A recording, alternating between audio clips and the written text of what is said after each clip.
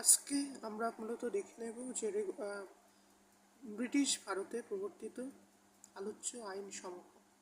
প্রথমত regulating act 1773, ভারতপীঠের Bharat শাসন আইন 1784, চার্টার আইন 1813, চার্টার আইন 1853, ভারত শাসন আইন 1858, ভারতীয় পরিষদ আইন 1861, ভারতীয় পরিষদ আইন 1892। মূলত 1858 সালের ভারত শাসন আইনের মাধ্যমে ইংল্যান্ডের রানী ভিক্টোরিয়া ভারতের শাসনভার কায়েম করেন। পরবর্তীকালে আমরা যদি দেখি তাহলে ভারতীয় পরিষদ আইন বা মর্লেমেন্টো সংস্কার আইন 1909, ভারত শাসন আইন 1919, ভারত শাসন আইন 1935, যা মূলত সংবিধান তৈরির মূলত একটি খসড়া বলা যেতে পারে। পরবর্তীকালে 1947 সালে ভারতীয় স্বাধীনতা আইন পাশ হয়।